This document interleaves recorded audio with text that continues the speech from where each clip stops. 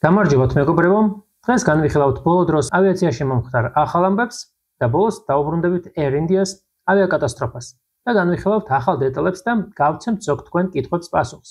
Air India's რაც შეეხება, მას დაასრულეს Boeing 737-ის და 787 Streamliner-ის ტიპის თვითმფრინავის საწვავის ჩამრთველების შემოწმება. კომპანიამ განაცხადა, რომ საკეტების მექანიზმებში არც ერთი პრობლემა არ აღმოუჩენიათ. შემოწმება დაიწყო Air India's რეისის 171-ის გამოძიების ფარგლებში, ინდოეთის სამოქალაქო ავიაციის სამმართველოს მითითებით.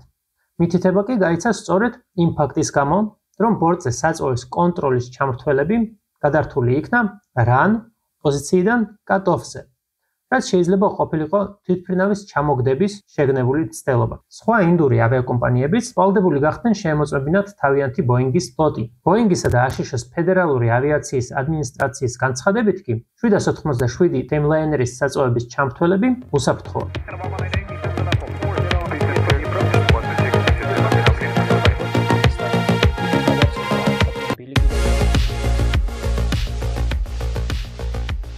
შემდეგი ახალი ამბავი. თურქეთში დაფიქსირდა შემთხვევა, როდესაც თვითმფრინავის მგზავრები ადგილიდან ნაადრევად ადგომის გამო დააჯარიმეს. დაჯარიმება Pegasus Airlines-ის Sofia Sabiha Gokchenis რეისზე მოხდა. მგზავრებმა უგულებელყოს ხმოვანი გაფრთხილება და ადგილზე დარჩენის შესახებ ბორტგამცველების თხოვნის მიუხედავად ხელბარგის აღება სცადეს. შედეგად, ბორტზე პოლიციის რაზმი გამოიძახეს და წესების დამრუღმები მგზავრები დააჯარიმეს. ჩვენი მომდევნო ახალი ამბავი სულ ცოტა ხნის წინ მოხდა. ინციდენტი დენვერში. American Airlines-ის Boeing 737 Max-მა აფრენამდე რამდენიმე წამით ადრე იძულებით შეწყვიტა სვლა. ეს მოხდა შაბათს, დენვერიდან მაიამისკენ მიმავალი American Airlines-ის რეისი ასაფრენად ემზადებოდა. როდესაც აფრენის დროს თვითმფრინავმა მოულოდნელად შეწყვიტა მოძრაობა. მოგვიანებით დადგინდა, რომ პრობლემა მარცხენა შასის ნაწილში იყო. საყრდენი ჩაიშალა და საბურავი დაზიანდა. Flight Radar 24-ის მონაცემებით თვითმფრინავი აფრენისას უკვე 127 კვანძით, ანუ დაახლოებით 235 კმ/სთ სიჩქარით მოძრაობდა. რაც იმას ნიშნავს, რომ ეკიპაჟმა გადაწყვეტილება საბოლოო მომენტში მიიღო. თვითმფრინავი ბილიკზე გაჩერდა, ხოლო მარცხენა შასის ქვემოთ ცეცხლი გაჩნდა. საბედნიეროდ ეს იყო მცირე ლოკალური ხანძარი, რომელიც დენვერის სახანძრო სამსახურმა სწრაფად ჩააქრო. რეაგირება ძალიან ოპერატიული იყო, როგორც ეკიპაჟის, ისე საგანგებო სამსახურის მხრიდან. ყველა მგზავრი და ეკიპაჟის წევრი უსაფრთხოდ გამოვიდა თვითმფრინავიდან, მხოლოდ ერთ მგზავრს დასჭირდა სუბუქი სამედიცინო დახმარება. და რაზე მინდა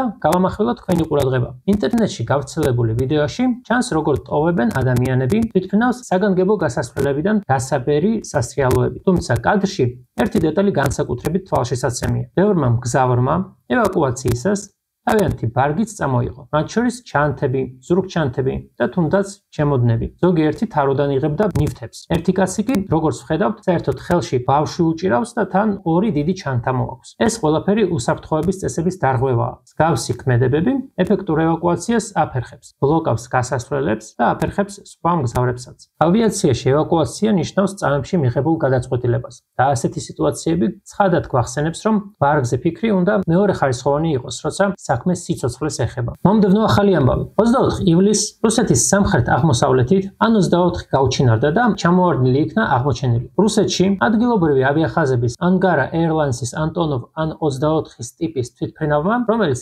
რეგიონალურ რეისს ასრულებდა, აფრენიდან მალევე კავშირი შეწყვიტა. სამძებრო ჯგუფმა ავიახომალდის ნამსხვრევები აღმოაჩინეს დანიშნულების ადგილიდან მხოლოდ 10 მილის მოშორებით ტყეში. არსებული მონაცემებით ავიაკატასტროფის არც ერთი მგზავრი არ გადარჩენილა. თავდაპირველად გავრცელდა ინფორმაცია, რომ ბორტზე 49 ადამიანი იმყოფებოდა, თუმცა Aviation Herald-ის განახლებული ინფორმაციით, მხოლოდ 48 მგზავრი იყო ბორტზე. ერთი მათგანი ბოლო წუთს ოჯახური მიზეზების გამო არ გაფრინდა. ჩამოვარდნილი An-24 თითქმის 50 წლის თვითმფრინავი იყო. და ბოლოს გადავიდეთ ისევ Air India's შემთხვევაზე.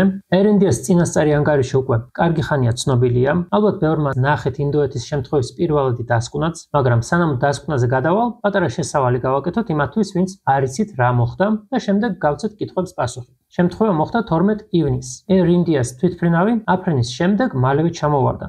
შემთხვევის შედეგად მხოლოდ ერთი ადამიანი გადარჩა. თვითმფრინავს აფრენისას მართავდა მეორე მფრინავი. ხომალდის მეთაური იყო დამკვირვებელი. ეკიპაჟის წევრებს წინა რეისის შემდეგ საკმარისი დასვენება ჰქონდათ. ასე რომ გადაღლილობას ამ შემთხვევაში არანაირი ადგილი ჰქონია. ასევე ბევრი სპეკულირებდა იმით, რომ თითქოს თვითმფრინავს დაგვიანებით ან ცუდად ჩაუტარდა ტექნიკური შემოწმება, მაგრამ დასკვნაში ეგ ეჭვიც პათილდება. შემოწმება თავის დროზე იყო ჩატარებული რეგლამენტის მიხედვით. რას ვკითხულობთ მოხსენებაში და რა არის მთავარი? პირველი, APU-ს ჰაერის შემშვები კარი იყო ღია. ეს ნიშნავს, რომ ფრინავებმა გაუშვეს დამხმარე ძალური დანადგარი ჰაერში, დამატებითი ენერგიის წყარო რომ ჰქონოდათ. წესით და რიგით, იგი ძრავების გაშვების შემდეგ ითიშება და აფრენისას გათიშული არის ხოლმე. მეორე, რაც ამ დასკვნამდე საკმაოდ ბევრმა ისაუბრა, იყო ნაპოვნი ფრთაუკანების ბერკეტი და ის იყო სწორ პოზიციაში, მეხუთე პოზიციაში, რაც აფრენის კონფიგურაციას შეესაბამება. მესამე, შასის ბერკეტი. ისიც იპოვეს და იგი იყო ჩამოშვებულ პოზიციაში. ასე რომ, ვისაც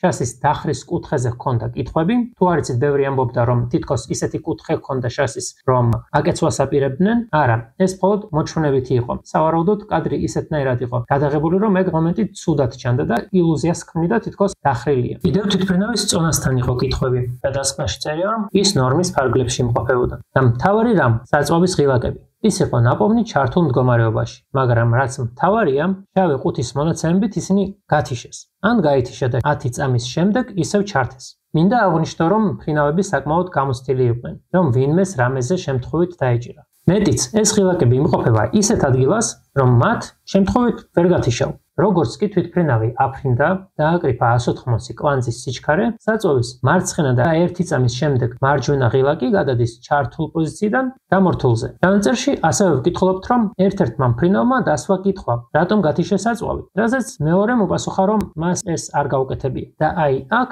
იწყება კითხვები და მთავრდება პირველადი დასკვნა. არის თუ არა რაიმე არასწორი თვითმფრინავის ქცევაში? არა, თვითმფრინავს რაც უბრძანეს, ზუსტად ის გააკეთა. დააჭირეს გათიშვას და გაითიშა. რატომ?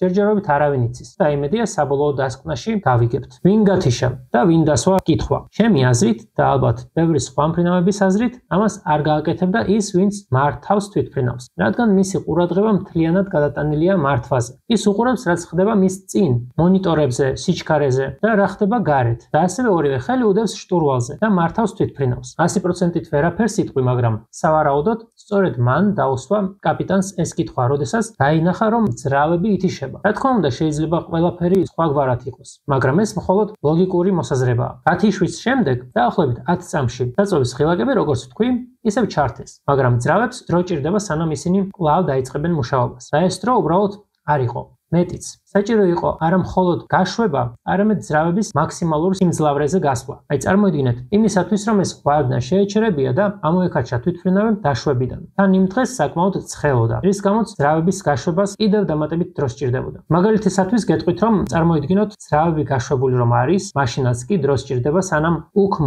სოლიდან მაქსიმალურ რეჟიმზე გავა. მხოლოდ აი ამას შეიძლება 10 წამი დაჭირდეს, სანამ მაქსიმუმზე გავა. და აქ ძრავი საერთოდ გათიშული იყო და თვითმფრინავი დაახლოებით 400 ფუტ სიმაღლეზე. რაც არ უნდა მომხდარიყო, ჯერჯერობით დადასტურებით მხოლოდ ის ვიცით, რომ ღილაკები გადაწიეს და შემდეგ ისევ დააბრუნეს. საბოლოო დასკვნას ალბათ წელიწადი დასჭირდება და მას უნდა დაველოდოთ. გამოძიება სავარაუდოდ მფრინავების მენტალურ ჯანმრთელობასაც შეეხება და ბევრ სხვა საინტერესო და სიღრმისეულ ანალიზს ვნახავ. პირველად დასკვნას მივამაგრებ აღწერაში, თავადაც თუ გინდათ გადაავლეთ თვალი და აუცილებლად გამოიწერეთ ჩემი Instagram გვერდი, სადაც იდება ყველა საინტერესო სიახლეები. ახლა კი გადავიდეთ თქვენ კითხვებზე და პირველი კითხვა. გადიან თუ არა მფრინავები ფრენის წინ შემოწმებას. ზოგან კი, ზოგან არა. დაუშვათ ბევრ ევროპულ კომპანიაში არ გადიან. ასეთი მოთხოვნები არ არის, მაგრამ სამაგიეროდ ნებისმიერ დროს შეიძლება მოვიდნენ და აიღონ მის ღერი და გაგიკეთონ ნარკოტესტი. ასევე ხდება ტესტირება ალკოჰოლზეც. მეორე კითხვა ასე ჟღერს. შეიძლება თუ არა შემთხვევით გაგეთიშოს საზღვარი. ამ ღილაკს აქვს ჩამკეტი მექანიზმი და შესაბამისად უბრალოდ დაჭერით თქვენ მას ვერ გათიშავთ. ღილაკი ჯერ უნდა ცოტა ზემოთ აიწიოს და შემდეგ უნდა გადაიწიოს გათიშვის პოზიციაში. აუცილებლად განახებთ ამის ვიდეოს, აი შეგიძლიათ ნახოთ. ამასთანავე ხელი რომ შემთხვევით არ მოგიხვდეთ, ამ ღილაკებთან არის პატარა ჯებირებივით რკინის დეტალები დამაგრებული. შემდეგი კითხვა ძალიან საინტერესო კითხვაა, რომელიც რავი გამოერთო პირველი. მარცხენა და შემდეგ მარჯვენა. ნესმის ეს კითხვა გამომდინარეობს იქიდან, რომ ადამიანი ხშირად შეუგნებლად პირველად ეხება იმას, რაც უფრო ხელმისაწვდომია, ხომ? შეიძლება ეს ამ შემთხვევაში სწორი იყო, არავინ იცის. შემდეგი კითხვა, შეიძლება თუ არა რომ ეს ტექნიკური პრობლემა იყოს? კი, ამის ალბათობა არის, მეტიც ასეთი შემთხვევა ყოფილა, ამ ღილაკებს ჩამკეტი მექანიზმი აქვს, რომლის წყობრიდან გამოსვლა შესაძლოა, მაგრამ ასეთი შემთხვევა მხოლოდ ერთხელ მოხდა მთელი ამ ღილაკების არსებობის ისტორიაში, მაგრამ ორივე ღილაკი რომ ერთდროულად გაფუჭდეს, ასეთი რამ თითქმის შეუძლებელია. მაგის შანსი 1%-ზე დაბლაა და თან მექანიზმი რომ ყოფილიყო გაფუჭებული, ერთი წამი არ დასჭირდებოდა ჯერ ერთის და შემდეგ მეორეს გამორთვას. ალბათ ორივე ერთდროულად გამოირთვებოდა. შემდეგი კითხვა არის თუ არა გაფრთხილება, როდესაც ითიშება? კი, და თან არაერთი გაფრთხილებაა. შეუძლებელია რომ დაიგნორო. ფაქტობრივად ყველა სისტემა ძრავის მუშაობაზეა მიბმული და ამ დროს ყველა ნატურა ინთება და მოვანი სიგნალიზაციაც გამოსცემს ხმას. ეს იყო ყველა საინტერესო კითხვა, რაც ამოვკრიბე. შეგიძლიათ დამატებითი კითხვები დამისვათ კომენტარებში, აუცილებლად უპასუხებ. მე კი გემშვიდობებით, მომდევნო ახალ ამბებამდე.